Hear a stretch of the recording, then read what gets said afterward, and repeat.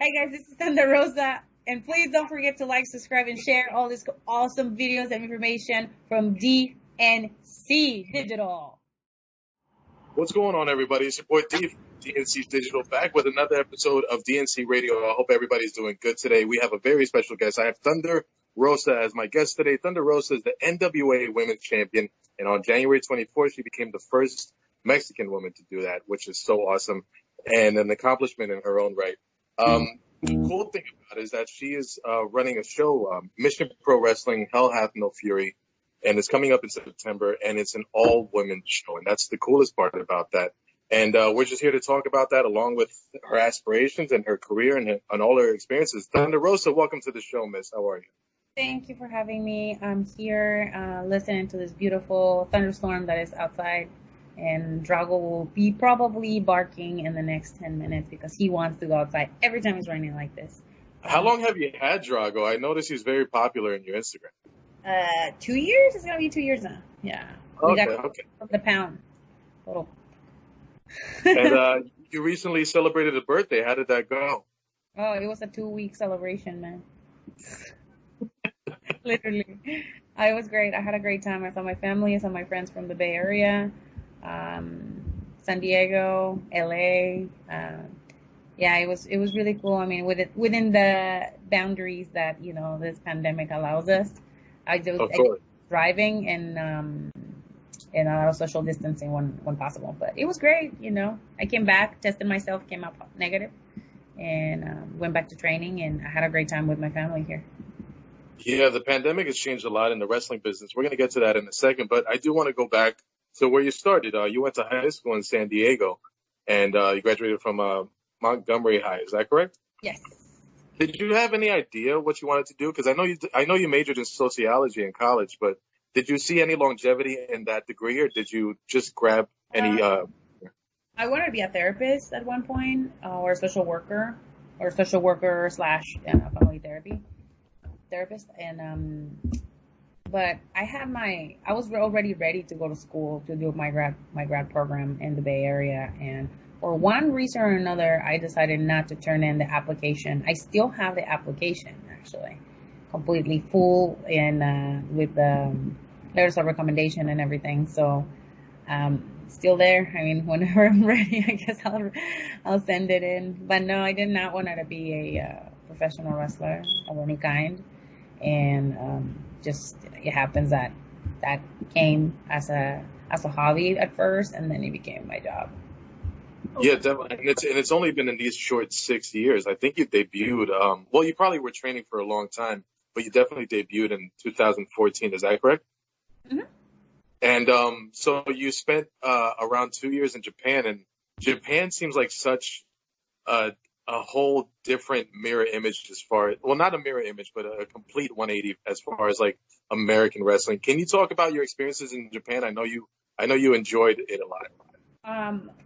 My first tour was like definitely something that I was not expecting how much I was gonna learn, and I'm not talking about only in the ring, but outside of the ring. And as I did more tours, like it really taught me how to really put myself over and like learn how to work the crowd, even though you don't speak the language. So it was really awesome. Bájate. See, I told you he's already doing his thing. I almost listened to you. That was some. Yeah, you got me scared right there. But hey, can you talk about the food? Because one thing I enjoy about traveling is the food. What kind of food did they have in Japan? Did you get used to it quickly, or was it a hard transition? Hold on. Come on. I told you he was gonna start doing that. He always does that. And every single podcast I have, he always does that. Every time. Never fails. Well, we're glad to have him too. Surprised he listens to me. You don't listen to me ever. So what was your question again? When you think about the food that you ate in Japan, was it a difficult transition to get used to it, or was it like, hey, let's go, I want to try this? Talking about food, I mean in Ruffles. No, I mean I love sushi. I love sushi rolls, but I didn't really eat sushi. I ate a lot of rice, chicken, all kinds of like raw fish, Sashimi, I really enjoy sashimi. All kinds of soups. The soups were really good. Ramen, I got addicted to ramen for a minute. I still addicted to ramen. I actually, when I went to San Diego, I looked for a ramen store that they have this carnitas ramen thing, and it was so good and delicious. I mean, Holy crap. carnitas. It was really good. But I mean, I'm serious. Like having the opportunity to like travel there and like in each area they have their own cuisine. It was really cool. For me, it was easy. I like Asian food. You know, when you look at these travel documentaries or when you look at the brochures and, you know, there are things that you expect when you go to another country, things that wouldn't surprise you. Can you think about the most surprising thing that kind of startled you when you got to Japan that you weren't expecting? The treatment of women, just in general, but in society, that was like for me like shocking. Uh, how society treats women, which is like the expectations that women have in Japan is so much different than the women in America. And I was really judgmental the first time that I got there. But the more I learn about the culture, the more I learn to respect the culture and not to be so judgmental and like come with like a foreigner eyes, because that's how they live, and you have to respect certain things, although you don't agree with them, right? But I mean, that really like was for me a basis for me to say, okay, this is what needs to happen here in America in certain aspects that still are things that are very similar to Japan. So that really shocked me. And also the fact that a lot of people don't really talk about their feelings. And I mean, I worked in the social work business where the only thing you talk about is about your feelings and your problems. So that was like, oh my God, like the rate of suicide and all that stuff, it was really high and shocking. So it was really interesting to read and to like learn about. Having spent 2 years there, was it a bittersweet moment when you decided you were going to come back to the States, having made these relationships over the past 2 years? Well, the first tour was 3 months, the second tour was 2 months, and then the other tours that I did were between 10 and 15 days. So yeah, the first time I didn't want to come back because it was kind of like my first time like living the country for that long. Like I was like, that was the first time that I was away from my husband, from everything. And I was kind of like, I was doing a lot over there. I was having too much fun, but I also got into like health problems over there, so I was ready to come. So it was kind of like weird, but and also the way that they treated us as professional wrestlers was so much different than the way that they treat us here. So yeah, I didn't know if I was ready to like come back, but I mean, I still talk to a lot of my friends from there. Like I have an app, and I stay in contact with them. At least I text them once a month or something, just to make sure they're alive and they're okay. I made a lot of like good friendships with not even people in the business, more people like outside, like people that call them sponsors. They became my family. So yeah, it was that is hard for me too. Oh no, you're gonna start again.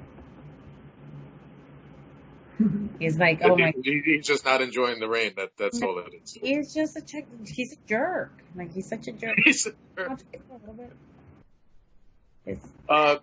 Before you became Thunder Rosa, though, you were Cobra Moon, and you were the leader of the reptile tribe. When you look back at factions in wrestling, do you feel like it's a way to, maybe disguise your weakness, or is it something that'll help you grow throughout the rest of your career? I mean, it can work both ways, definitely. For me, it worked in my advantage because I was really not prepared for that role. Let's say in a I was gonna say logistical way, not wrestling way, because I was so new and the style was so different than what I was used to. So for me to be a manager, a valet, like really helped me learn a lot more about the business, and also it gave me time to work on my craft. How important are managers, and do you feel like that's an art that's been lost? It is.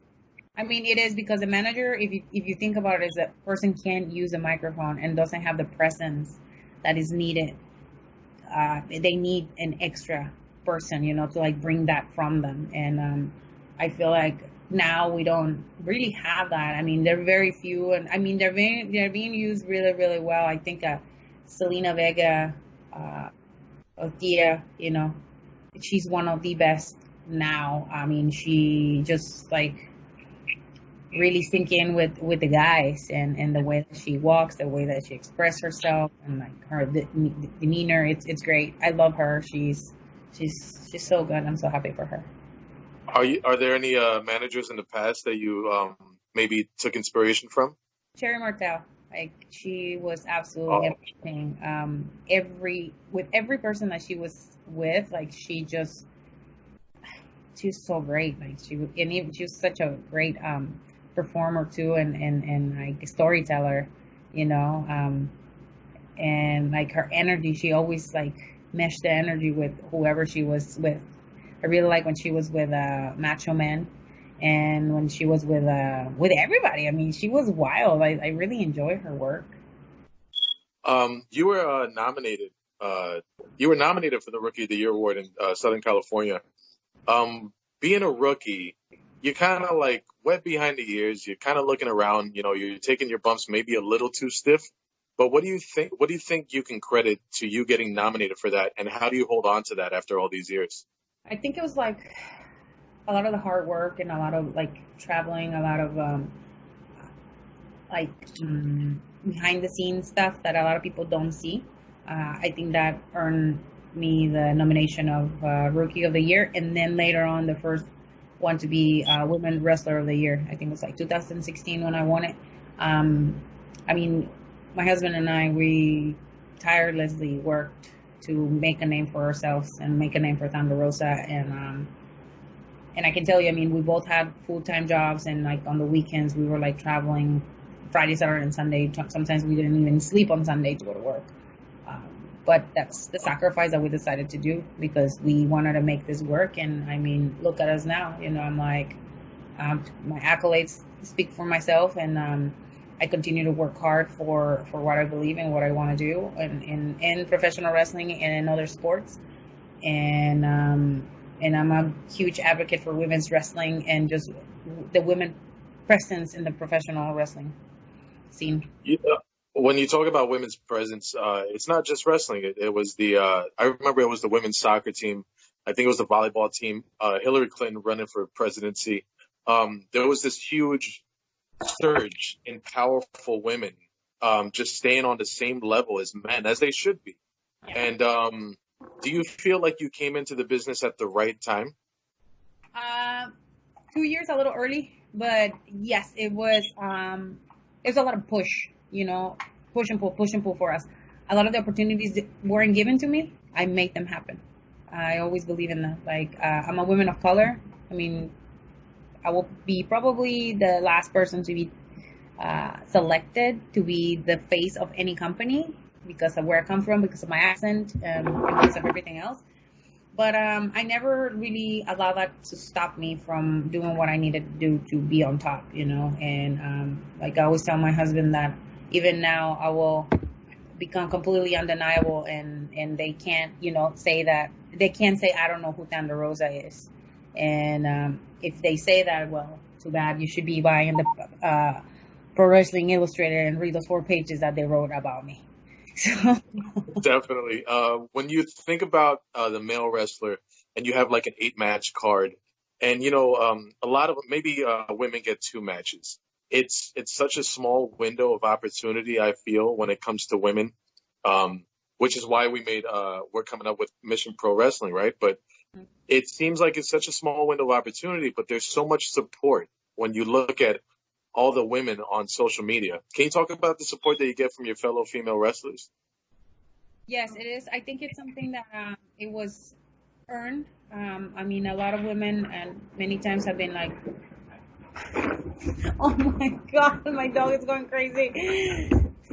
Oh, this fucking dog. Hold on. He's wild. Like, I don't know what's wrong with him. It's all good. It's all good. So it's earned. It was the respect was earned. I always show that selflessness, let's say, and a lot of camaraderie with the girls in the locker room. You know, especially those that were respectful to me. Those that, you know, were kind of like backstabbing. I was like, no, sorry. But, for me, for me, having spaces for us and where we can show our skills. And I'm not only talking about the skills in the ring. There's so much more outside of the ring that a lot of people don't understand and they take for granted. Um, for me now with Mission Pro Wrestling is very important. Yeah, this first show, like what we want to do again is to bring wrestling back for people to come and watch it, you know. But at the same time, we want to make sure that they feel safe. It's not run by all males in the back. You know, it's like I'm the owner. Like my assistant is a female. Robin Reed is the booker. You know, we haven't announced it, but Jazz is gonna be our. Remind me, what is she gonna be doing? She's gonna be our agent. Me. Anyways, Monica is like I'm blanking. So she's gonna be our agent. We have we're still looking for people to help me with production. I'm like I need to put my we have camera woman, our graphic. Some of the people are helping us design the stuff. You know, again, it's Monica, is my assistant. Our commentators are women. I'm gonna be the ring announcer most of the time. I don't really want to wrestle so much because I want to give the opportunity for all the girls to be in the ring. But it's like we really want to make sure that every spot is filled by women, because I don't think that's ever been done in the history of professional wrestling. And again, if I and my family are gonna be sacrificing a lot, and I'm not talking only about money, I'm talking about time, I'm talking about you know, all kinds of stuff. You know, we want to make sure it's done right and that we're making history, that people are going to copy us, because that's what happens all the time when we do something new. They copy us, and then this is going to be a trend, you know. But we want to make sure that because of what happened with Speak Out, that the women that work for us, they feel safe in an environment and where, you know, if they have any issues, you can come with us and talk to us about it. And we can... And we are going to be doing this in September 18th. Awesome. Yeah, I'm looking forward to that show, and we'll get to that in a second. I want to go back to when you said that you made opportunities happen. You kind of forced these things to happen. If they tried to tell you no, or they tried to keep you down, do you feel that you needed to be like have this tough exterior just because you're a woman and they kind of look at you that way? Do you feel like this is something you just had to do to keep up with the wrestling business? Yeah. I mean, I'm a nice person. I'm a very nice person. People always I have a lot of friends that they always tell us like, why you always keep like forgiving people? Because like my husband and I will always have an open door policy in our home. You know, with people that need help or like they need something, we always like have them over with like no questions asked, nothing, and we always get screwed over. But now I'm a little more cautious about, you know, how far I go to help people, because sometimes you can feed the horse to drink water, and you can see that they need the water, but if they don't see it, like there's no way you can help them. So yes, I mean it's a male dominated business and continue to be a male dominated business, and I haven't seen like real change in the last couple years, even though there was this evolution talk and evolution show that after that nothing happens. The same BS is happening on mainstream, but again, a lot of us or a lot of people don't want to, you know, stir the pot because they want to keep their jobs because of the, you know, situation right now. But still, it's like there's so much work to do in terms of equality and in terms of like pay. That's one huge issue we're still having. And I've talked about it plenty of times. Our male counterparts, they can charge an arm and a leg, but if we charge certain money to like big companies that I know they can afford us, they'll probably tell us, no, who are you, you know? So it's like, it's really challenging still to show that. But hopefully we make strides on this aspect. Yeah, with the pandemic, a lot of things just changed. For me, it's kind of it. I try to take away the fact, I try to put the pandemic aside, and I'm just trying to see, like, I guess they're trying their best, and I understand that some companies are entertainment companies as opposed to wrestling companies, Mm-hmm. and I feel like the crowd noise is just like a third character in the ring and the story that you're telling. So there aren't that many shows at all, like at all. There aren't any indie shows, and when it comes to the mainstream stuff, there's only that one weekly show. But when you think about like these good road stories and these fun times at these random restaurants that you stop at, can you look back and tell me something that you don't miss from the road? Not sleeping. Not fuck, man. Like, I'm sorry, but I was like, I had 4 hours of sleep tonight, and I went to training. I had 2 trainings today, and I was like, I can't believe there was times in where we had to drive 17 hours from like one fuck somewhere to, to Oakland, and it was like my husband will take a break, I'll take a break, then at the end she'll be like dead, and I'll be like driving the last 2 hours because it's happening like that. I do not miss that, and I don't miss being tired. Like Sundays, like Sunday shows were the worst. That's like I'm already tired from sometimes wrestling Thursday, Friday, Saturday, and like Sunday. Traveling and like some stuff like you get stuck in the airport for hours. Like I don't miss that, being hungry, being cold, sleeping on people's floors. Because promoters couldn't afford, or you just want an opportunity to just sleep on somebody's floor. That's what I don't miss. Definitely. You have such a strong presence on social media, and it seems like you interact a lot with your fans and the people that do follow you. To the point that it almost seems like a lot of people can say, "Yeah, I kind of know her already," because she says a lot of stuff on social media about her personality. Have there been any fans that felt they knew you a little too much and made you like, "Okay, bro, like, listen"? My assistant. I'm just kidding. No, she was a fan first, and then like we became really good friends, and then now we work together. We talk a lot, but we became friends. But no, I don't think so. I mean, do we have anybody like that is kind of like intrusive? No, someone gets opinionated though, and then think they can say something to you that is out of line. Yeah, some people have said some stuff that are out of line, definitely. Yeah. But we like nip it in the bud, and we'll be like, no, you can't talk to me like that. I have like a few instances and where like I don't want to talk to you because you took a picture sideways. It was so disrespectful, and I'm like, bro, what? I was joking, like. Okay, whatever. And I was just kind of let it go, and then they come and talk to me again. Oh, I'm sorry, I was tripping. I was like, yeah, you were actually. Mm-hmm. So I just let them trip. But no, I mean, so far, like, I mean, lately they've been pretty respectful, and other fans will get them on check too if they're like public and they say something disrespectful. Again, because my husband is so active too on social media and in a lot of the live podcasts, he's always commenting or butting into stuff. So, they don't really want to say anything. Or when somebody says, like, I want to marry you, somebody always says, she's already married, and they tag Brian. So, yeah. So it's a check and balances right there. You have a cool tag team called Twisted Sisters. Yes. And it's funny because you put up a post the other day of somebody claiming that they've been following you since the beginning. And then they mentioned Aladead and Twisted Sisters and said, so, when's your tag team debut?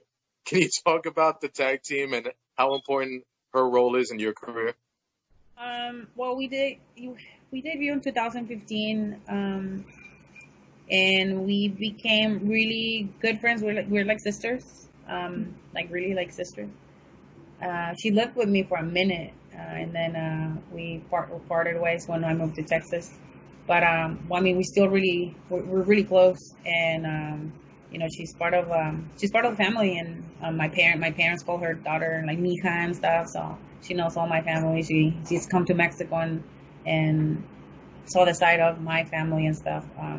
So it's really I think it's been for both of us, it's been really good because we talk about our struggles as women of color and how people don't see our talents, or like they misinterpret our strength in the ring to like, kind of like trying to put ourselves over all the time.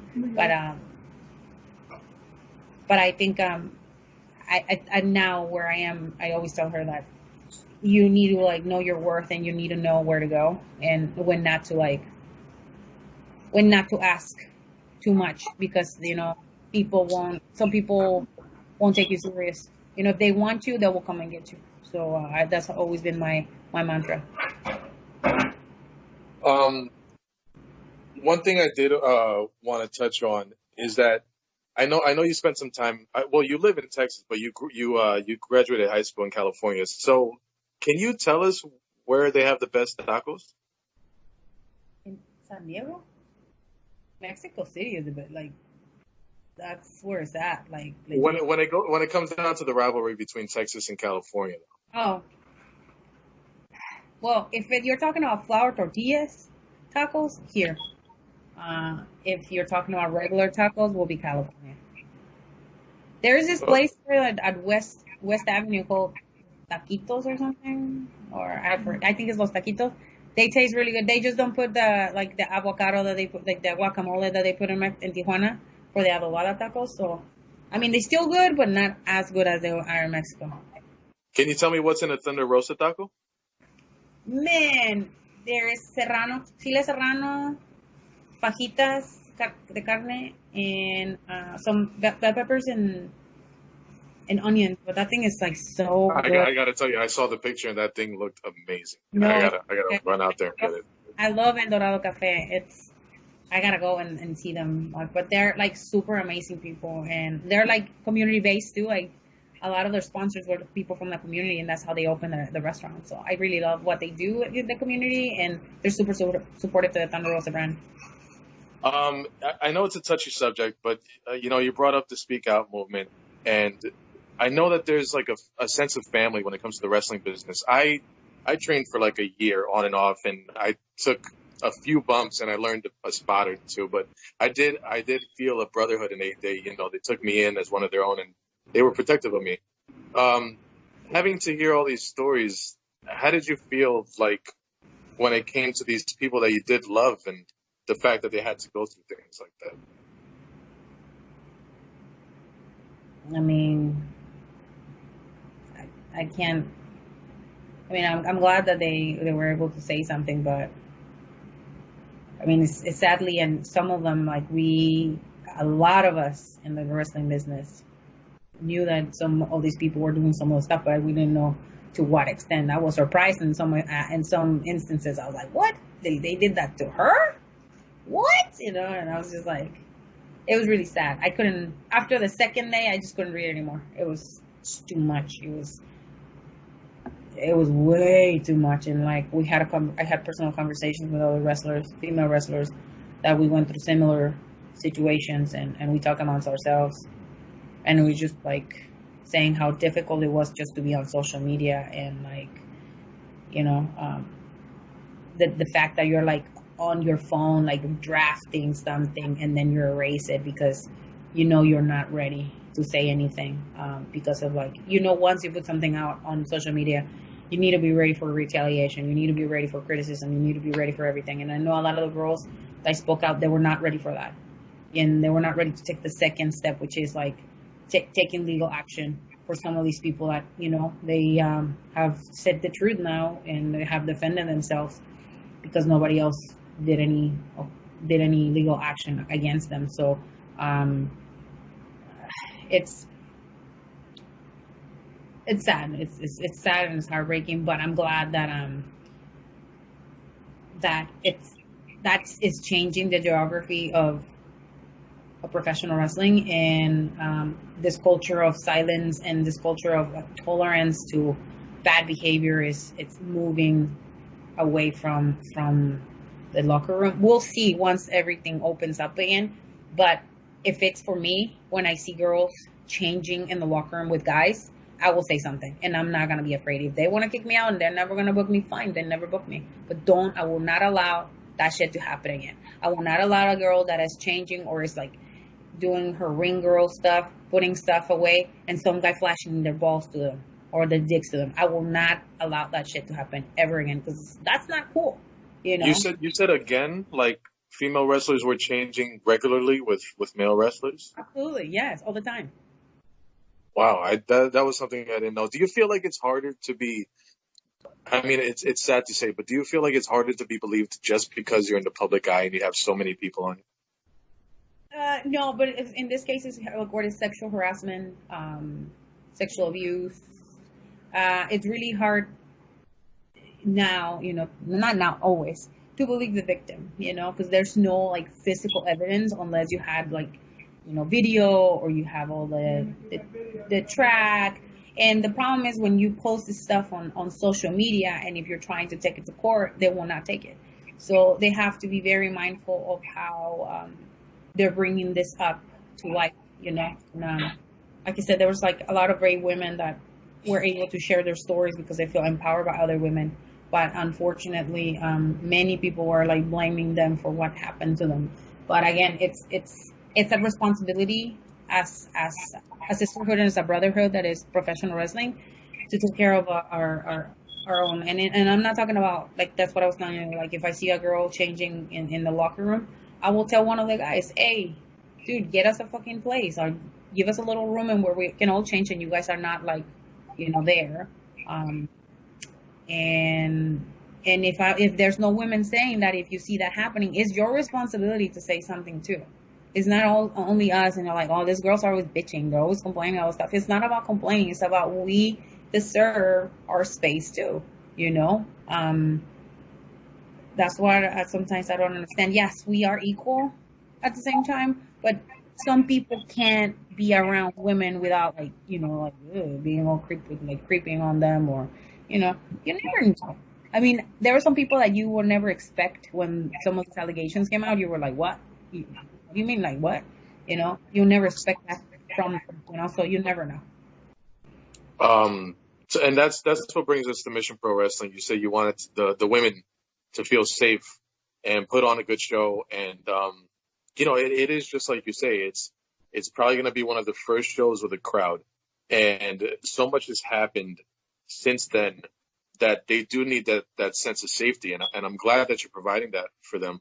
How did you come to the decision that it was going to be an all women's promotion? It wasn't really me, honestly. I was just like, trying to just do my MMA stuff. And then Brian was like, you know what, Mel? Like, you should just run this, and we should just run it like all female and try to like integrate all the staff as female. And I was like, all right. It was just like, wow, like okay. And so we started contacting people and stuff. And hey, no, just grab it. He won't bark. He wants you to grab the no. Come on. So what was I saying? And then we started contacting more people, and then we started working on really getting local females and other females that were in the same that believe in what we're doing and what our mission is. And in the future, like definitely, again, like I said, this first show production wise is not gonna be all females, but the focus for the future, it will be all females, like completely. But it's little by little. So we have like 80%. Not bad. Hell Hath No Fury. It's in September. I know that's going to happen. So who do you have lined up? Who's on the card? Who can we expect to see? So we have really interesting matches. Let me pull them all because there are a bunch. But we already offer it.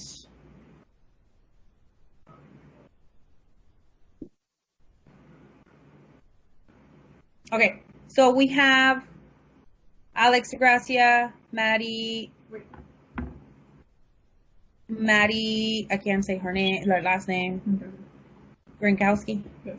Baby D, Jenna Lynn, Roxy, hold on, I'm just saying who's going to be there, Rachel Rose, La Rosa Negra, Romas Braxton, Lindsay Snow, Avery Taylor, Jenna Van Muscles, Elena Black, G, Swole, Holidad, let's see, Killa Kate, yeah, I already said it. Jenna, you already said Jenna Lynn. Elena Black. I said, already said like I think I mentioned everything. Ver Vixen. Yeah, I already said that.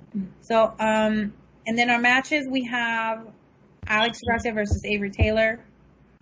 And then Maddie versus Baby D.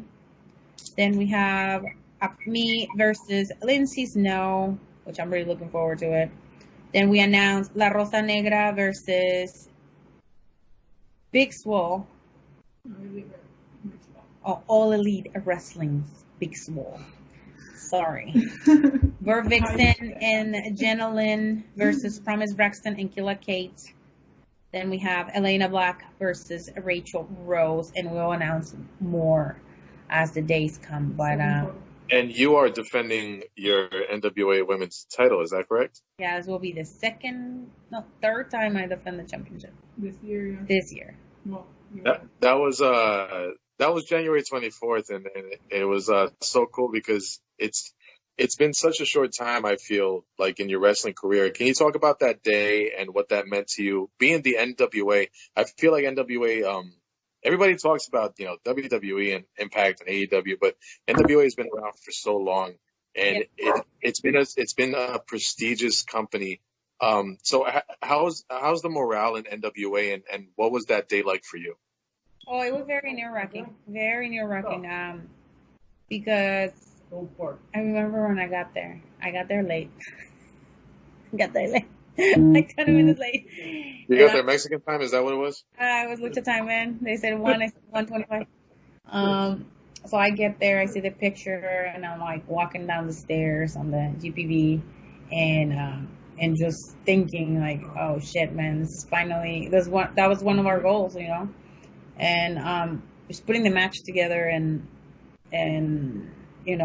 I feel the same nerves that I felt when I got into the cage. So it was magical. It was painful. It was a very painful match. But when it was done, because I still had the segment, I didn't really see when Allison Kay came out of the curtains, like literally all the guys were like on their feet, like clapping. Then when I came out, like I remember Eddie Kingston came. He gave me the biggest hug, and he is like almost crying. He's like, "I'm so proud of you too. Like that was an amazing match." People still talk about it.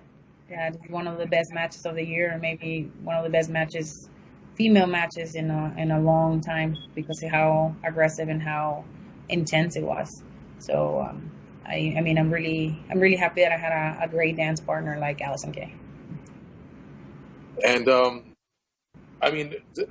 does that give you a sense of validation, or does that just make you like hungry for more? Do you feel satisfied with this title win, or are you one of the people that it's okay, but I want to get more and more and more? I mean, this is one of the goals that I wanted to achieve, right? And I achieved it. COVID kind of like messed me up on all that stuff, but I definitely want more, and I know my future will continue to be brighter, and even if it's not professional wrestling, I think I have achieved a lot, and I have like I told you, make sure that people know who the hell I am, and I will continue to make a name for myself. Again, I'm not second generation wrestler. I don't, I'm not in a big company, but that doesn't matter for me. Like the numbers are speaking for itself. Like you said earlier, like my social media, it's growing constantly. Like today, I noticed that I'm at 72,000 followers, and I am not on a big company. And I've been working my ass off for the last 6 years, trying to build this. And I'm not doing it by, just posting a bunch of booty pictures. I mean, there's quite a few of them, but it's like I post some content when I can, and I post what I do and who I am, so. And people seem to like that. So when is the date for Hell Hath No Fury? September 18th. September 18th in Buda, Texas. Is that correct? There's some pinballs. And it's going to be a great show. And I am very honored to be a part of it. I will be there conducting interviews and covering the event. I really want to thank you for giving me that opportunity. It means a lot to me. Before we go, can you tell us who Dr. Cerebro was? Dr. Cerebro? Yeah. Well, Dr. Cerebro, it's a luchador from Mexico that I trained with him for like about a week. And I remember bumping on the ring in at the Hercules ring. Oh my God. I don't know how they do it. How they do it. I was just like, I was there training for 4 days, and I was like, I'm done, y'all. Let me go back to my rings in America. Yeah. That being said, do you feel like everybody's first match back after the pandemic, since they haven't been taking those bumps in repetition, that it's gonna hurt a lot more than it should, or a lot more than you guys are used to? Yeah, I mean, I wrestled. My first match was like 2 months ago in Houston, and I remember, man,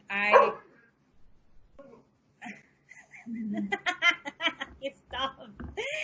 I remember I wasn't ready to take a clothesline, and I took it so bad, and it hurts for like 3 weeks. But yeah, people are gonna be sore, like really sore. Yeah, I imagine that, you take those bumps 4 nights a week in repetition, and your body just gets used to it. I was watching that Undertaker documentary, and he said that he thought that his body would thank him for doing one match a year, but it turns out that it did even more damage on his body. So, what can we expect from Thunder Rosa in 3 to 5 years? Are you a short-term, long-term planner, or are you more whatever's going on today? That's what I'm working. No, I mean, I'm still working on my goals. Right now I'm working more on my personal goals than wrestling, because like, again, wrestling is so like up in the air because of the pandemic, and we don't know when we're coming back, if we're coming or if we're going or whatever. But I'm working on that. But in 2-3 years, I'm seeing myself like sign to a book company, and if not, I will be traveling, making my retirement runs in Europe and Japan, the places that I haven't wrestled yet, because that's what I'm gonna do, and I'm gonna do that, and I'm gonna be like. But definitely we're gonna do more strides with Mission Pro Wrestling. We want it to grow, and like I said, we have really good coalitions with other companies that are interested in working with us. Again, because of the caliber of wrestling that we brought from before. From the other company that we created previously. And, people are invested in what we do, and like, we're really thankful for that. Ms. Rosa, it is time for the 5 questions. I grabbed this book a long time ago at Target, and I like to ask random questions to see what kind of person I am interviewing. But first, before we get into that, I want to thank Can You Handlebar for taking care of me. Can You Handlebar is a company that takes care of your facial hair needs. I know during the pandemic, a lot of us were out of work, so we decided not to shave. So, guys, if you have a beard, if you have a mustache, check out canyouhandlebar.com. Use my promo code DNC Digital at checkout, and you get 15% off. So, are you ready for these questions? Yeah, go ahead. What type of people scare you?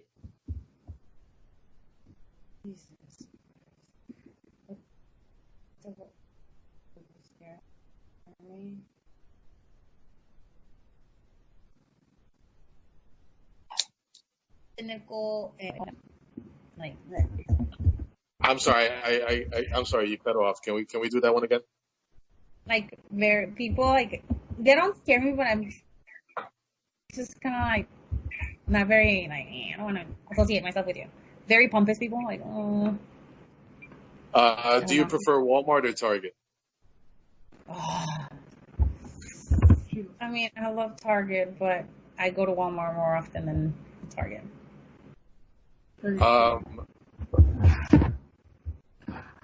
Let's see. What kind of profession other than professional wrestling do you respect? Well, there's many. Yeah. Every time you ask me questions, I take forever to answer. I will say, it's an hour. I will say, like, people that work with older people, like there's this lady in the Salvation Army, and they don't get paid very much, but they work with like people that are on their own, and they're the elders, and it's just alone that I respect that work a lot, because it's it's a lot of emotional work. And the last one, what do you consider both a blessing and a curse? Being beautiful.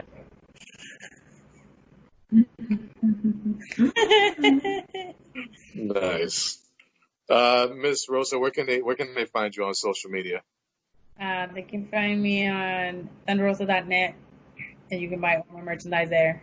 You can also find me on thunderrosa22 at Instagram, Twitter, and Facebook, and YouTube too. I've not posted anything this week, but we're working on it. But then also you can find us at Mission Pro Wrestling, and where you can see our old show, the first show from last year from September, and you can see you can purchase our custom matches from Women's of Mission Pro. Women of Mission Pro. No, it's missionprowrestling.net. No. That's what I'm saying. No, I'm saying what else they can find there. But it's at missionprowrestling.net. Awesome. All those links will be in the description below. Miss Thunder Rosa, thank you so much for doing the show. I really appreciate it. I hope you had a good time. I did, and as you guys can see, Drago never fails. No, Drago never fails. I love that guy. I gotta meet him. It's gonna be Mission Pro Wrestling Hell Hath No Fury, September 18th in Buda, Texas. This is D. You can find me at DNC Digital on Twitter, Facebook, and Instagram. Make sure you guys leave a comment, subscribe if you can, and hit the post notification bell so you can see whenever I put up an interview. I'm really excited to be working with Thunder Rosa and her new show, and I wish her all the best of luck. For Thunder Rosa, this is D. You guys take care and have a good day.